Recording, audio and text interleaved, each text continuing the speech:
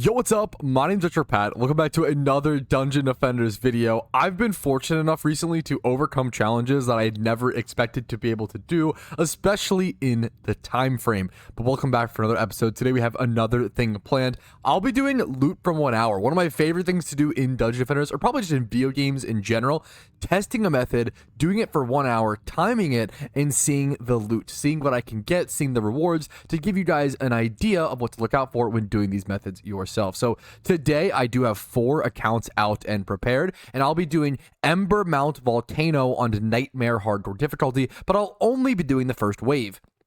I actually figured out how to do this map just recently, and how to do the first wave. I came to my own strategy, and I really came to and discovered what works for me. So I do have my starting XP in the top left-hand corner up there. My main monk is at 725 million XP. My squire is at 839 million. My hermit is at 165 million, and my DPS is at 208 million. I have 1 hour on a timer set in the bottom right-hand corner of the screen, and I'm probably just going to go ahead and get started and jump into it here in a quick sec. Now, I'm going to be showing you guys the first run and timing that. So I think we have everything. We can just go ahead. I'll take the numbers off screen in the top left, and I'll show you guys the end XP, but I'll also be showing you guys the first run. So let's go ahead and count down 3, 2, 1. The loop from 1 hour begins. Let's just jump into it. So I'll show what the run essentially looks like, and then I'll show you what it looks like to restart the run and how I loop it and stuff like that. Now, I am not the most efficient player in Dungeon Defenders, period, and I'm not the most efficient player with this run by any means. You can do way better, okay? I literally just learned it. This is just what I will be doing personally. I don't remember how many crystals there were. There's only 2 crystals. As you can see, I'm not even like abusing hotkeys. I'm literally just manual casting like a straight up boomer. But I'm gonna do what works for me and what's in my muscle memory wheelhouse at the moment. So we want ensnare and strength drain auras. I do want to loop back around. Try to pick up some chests here where possible as well. Make this little jump over here. What I normally do is I set up my auras. First things first, I might just go grab this other chest that's on the lower end here while I'm over here. Doing a really bad chest order here, as you can see, but that's okay. You don't have to be peak efficient in Dungeon Defenders. A huge part of my channel is showing you guys you can make mistakes, you can mess up and still do very, very, very well in Dungeon Defenders. There's a chest up here we'll go grab. We'll grab this. Will be the last chest. We'll head up to back to the Tavern Forge. The only complicated part about this build is you do have to swap to so many different characters to do the build. So you start on the monk, is what I do. This is my build, obviously. There probably is a much more efficient, a much better build out there. This is just what I do personally. I do 1 lightning tower, 1 deadly strike tower. Make sure it can hit both angles. For example, I kind of want this a little bit further back, having like this angle probably, I guess. So let's do that, sure. And then a lightning tower here, and then same thing over here. And you have to make sure you leave enough units for, make sure I can see down this route properly. You have to make sure you leave enough units for the tower buff beams. The tower buff beams, I've learned, are just super crucial. I used to like save enough mana, if that makes sense, for more archer minions, and then I realized it's the archer, like the tower buff beams are just so much more worth actually having the walls. If your towers do enough damage, they'll just kill things before you can actually have to worry about stuff. So apologies if I'm not commentating to the utmost detail right now. I definitely am just trying to be as quick as possible. So normally this is what I do. I hop down on the Series EV now. Ooh, I did that on 5 units. Unfortunately, that might be fine. I don't know if that's fine. So just because I don't know for sure, I'm just going to sell it really quick and rebuild. Just as I'm not 100% sure. I don't remember exactly. I'm not 100,000% sure I can do that. Not how I've done it before. I'm just going to play it safe. You would keep going like this. I would then head back up on my Series EV. And I think I'm missing something / forgetting something. Maybe because I have extra mana. Usually I would build like archers here, but I almost just want to build, for example, maybe I'll try something new. This is risky to previously I built archers. I'm kind of trying something risky / new during a test, which I wouldn't recommend doing, but we're going to jump into it. So now I go ahead and press Control G. I'm going to try to get some extra mana. This first part is still a little tough. So I actually still want to get some extra mana. I can still get messed up here. And then place an extra DST over here. Boom, bam, just like that. Now I might be good. I have an extra DST over here. This map can be a little scary still. I'm going to get an extra DST. You basically want to just play the map. You don't want to just AFK once you get the build done. That is something different. The Eternia Crystal is taking damage here, unfortunately, but we should be fine. If I lose in the test run, that would be mildly embarrassing, but I think we're okay. I can put upgrades into the tower buff beam.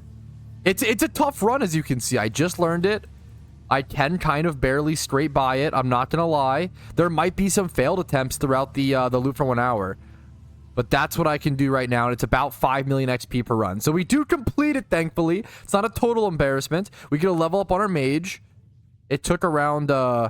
Oh, I didn't get starting XP on the mage, did I? Well, I'm going to pause for a sec.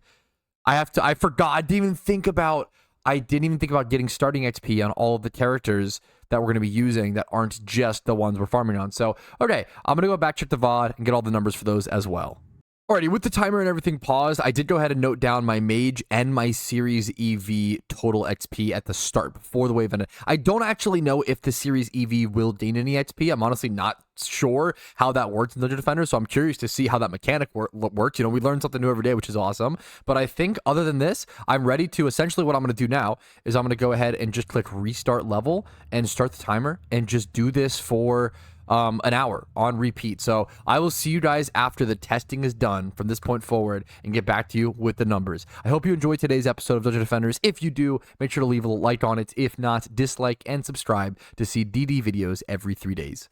All right, I am now in the final hour and a half of the, or sorry, minute and a half, excuse me, minute and a half of the 1 hour test, showing you guys the final tower placements as well as I guess the final run. Hopefully we do succeed this one. I did only get one fail. There was one run that failed, and I don't know. I don't actually know what happened. I don't know if I just got tired. I don't know if I think I might have forgotten to place my monk auras at all. That's like honestly an easy swap that is kind of easy to just forget to do, as funny as that sounds. Whenever I have extra mana and I'm on my mage, I tend to just build an extra DST like that and then build DSTs. If I'm on my Series EV, what I do is I spam upgrades on the booster beams. But if I'm on my, depending on what character I start the wave on, I basically end the map on either the... Sorry, I'm very, very focused, obviously. It's a tough run, man. I was shocked at how tough this run was compared to other loop for 1 hours that I've done. Like, maintaining focus for this run, because I have to do so much during the... It's a tight win, right? If it was an easier win for me, I wouldn't have to focus as much, but this is honestly a good run to end it on. I don't think I took any hero damage. I don't think I took any crystal damage. A lot of the runs I took crystal damage on. Also, I'm actually going to be able to do that. That run was about a 3.5 minute run. Perfect timing. Absolutely perfect. Also, I forgot that I've been playing Dungeon Defenders on full screen this whole time, so you guys were watching on a terrible angle for that entire final. Sorry about that, but there we go. That is the final run complete. We officially did Embermount, Volcano, Wave 1 for a full hour. That was tiring. That was much harder than I expected. Much more, yeah, mentally requiring than I expected. Let's head back to the good old tavern, evaporate everybody. I'm excited to see the XP. I'm excited to see the difference of how much XP was gained. That felt really good. I think at the beginning, like most of my runs were like 5 minute runs. I feel like by the end I was doing like 3.5 minute runs. I think that one was about 3.5 minutes when I started. So I wasn't sure if I was gonna be able to complete it. But I can't believe I completed that, honestly, exactly on time. So the faster you get with it, obviously, the more you practice something, the better you get, kind of obvious. But let's go ahead and now bring up the stats and check everything. So we have the loop from 1 out, the starting XP over here. And I'm going to note down the after XP. So let's just go step by step. Let's start with the monk. And let's see, the monk ended up with no XP gained. Interesting. So I think it was just because I was hopping on him literally just to build the auras. I'm just gonna go ahead and get rid of that because I don't want to track something if it literally didn't matter. Gain 0 XP because of the way I was utilizing him. It didn't matter. Next up is the Squire, who ended up gaining up to 905 million, 906 million. We're gonna bring up my Windows calculator beautifully.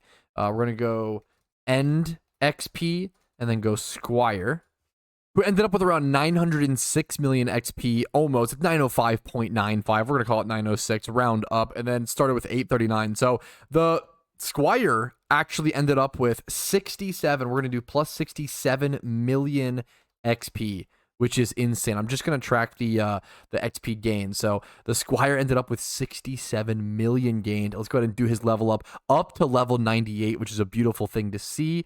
Let's go ahead and put it into, I guess, just tower damage. And we'll go get his XP boost while we're at it. That's crazy that we're now in the 900 millions for my Squire in total XP.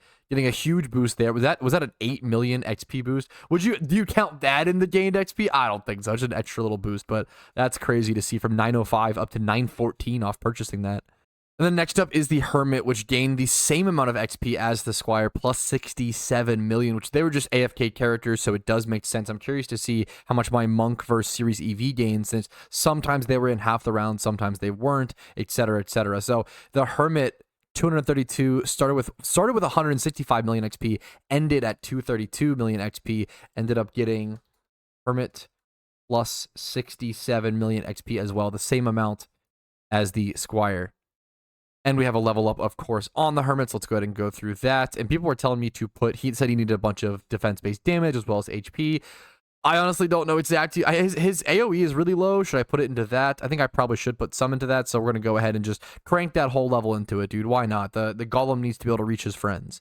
Next up is the DPS Monk, with started with 208 million XP and then ended with, it looks like, 275. So we'll clear this calculator, do 275 minus 208. I'm gonna guess 67. Wow, what a shocker. All of the, I mean, it is kind of a, you never really know. All of the AFK characters all gained the same exact amount of XP. They all gained 67 million. We can go ahead and do the level up for this guy as well to level 87. The DPS Monk has been honestly secretly gaining some nice progress. Higher level than my Hermit now, which is kind of funny.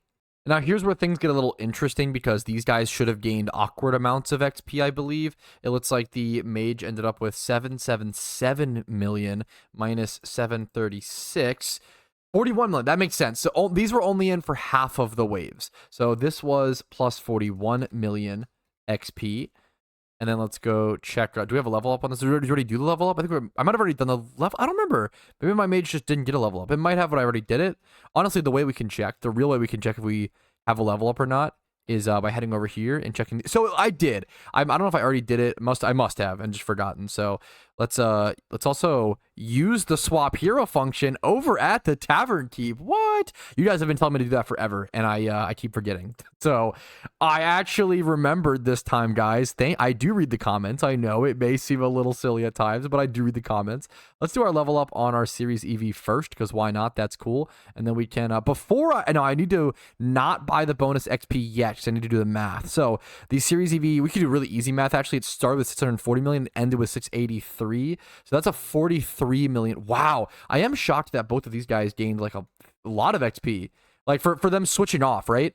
I would have expected the Series EV and the Mage to earn like half of 67 split, but no, they actually earned more than that, which I'm really surprised by. I guess for being the active character on them, but they were also active. I don't know, for having their towers used is got to be it. That's got to be it. That's kind of interesting. That's interesting. That is interesting. So let's go ahead and get our XP boost though while we're here. We'll get that on our Series EV, dude. Hell yeah, level 95. So I mean, elephant in the room, tons and tons of progress, insane amounts of progress. Super happy I did this. No mana. This is a 0 mana gained map, at least the way that I play it. You could open all the chests and like let the mythicals disappear. I just don't think it's worth it, especially with how amazing farming coal is for mana right now. I don't see the value in that.